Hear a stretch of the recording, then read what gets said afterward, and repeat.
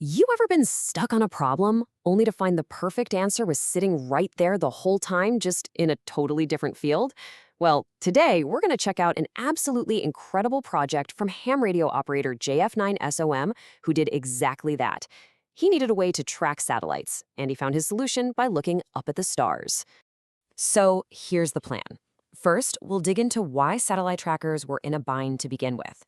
Then, we'll see how a solution from the world of astronomy saved the day.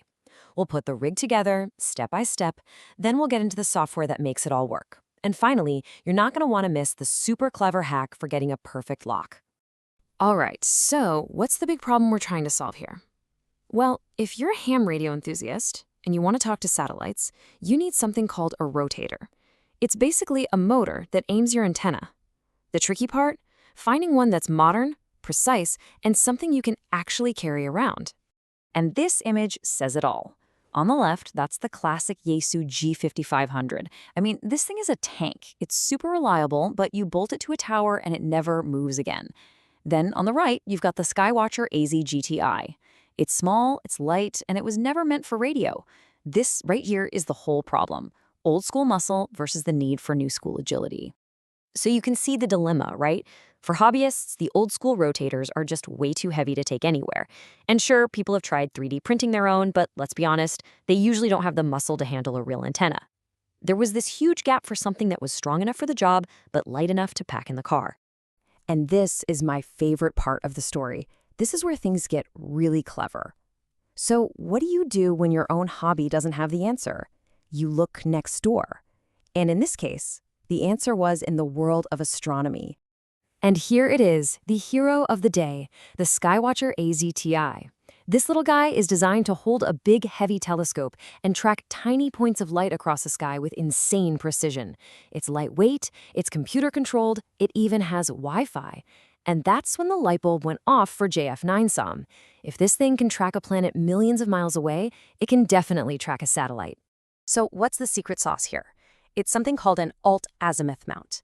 Now, that sounds super technical, right? But all it means is that it moves in two directions.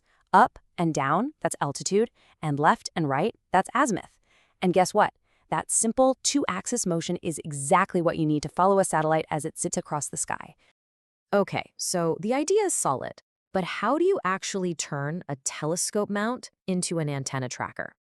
Let's get our hands dirty, well, figuratively, and see how this whole thing comes together. The key to this entire project, the one little piece that makes it all possible, is this thing right here, a dovetail plate. Think of it as a universal adapter. In the astronomy world, it lets you swap telescopes in seconds. For us, it's the perfect bridge connecting these two totally different hobbies. And you're not going to believe how simple the assembly is. First, you just slide that dovetail plate into the mount.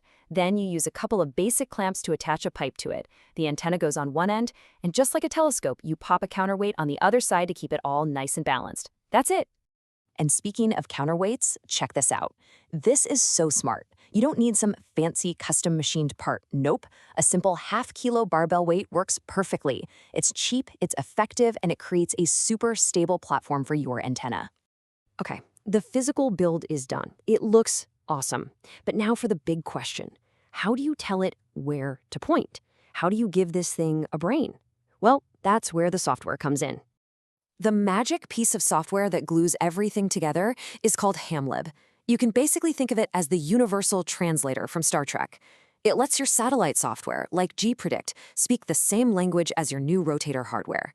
All you gotta do is tell it which model you're using. And listen up, because this part is super important. This is the critical update. A lot of the older guides out there tell you to use the model ID 603 for the Skywatcher. That is wrong. It won't work. The number you absolutely need, write this down, is 2801. Again, that's 2801. That is the magic number that makes this whole thing tick. And once you punch in that correct number, everything just clicks. This rig plays nicely with all the powerful modern software out there. We're talking programs like SatDump or all-in-one suites like GroundStation. They can just take over and run the whole show for you. See? This isn't just some clunky hack anymore. It's a legit, fully automated tracking station. So, we've got the hardware, we've got the software, but there's one last crucial piece of the puzzle. And honestly, the solution to this one might be the most ingenious part of the entire project. We have to align it. So think about it for a second. You normally align a telescope mount at night by pointing it at the North Star, right? But we're trying to track satellites during the day. You can't see any stars. So how in the world do you tell this thing which way is up and which way is north? The answer is probably in your pocket right now. It's your smartphone. You know those amazing augmented reality sky map apps, the ones that show you exactly where the planets are? You just fire one of those up, hold your phone to the sky, and it'll literally point and say, hey, Jupiter is right there, even in broad daylight. So you just aim the antenna where your phone tells you, lock it in, and boom, you're aligned. It is absolutely brilliant. So what we've really seen here is a fantastic example of just thinking outside the box, right? Taking a tool from one hobby and completely reimagining it to solve a problem in another. And it just gets you thinking, doesn't it? What tools are lying around in your world that are just waiting for a completely new purpose?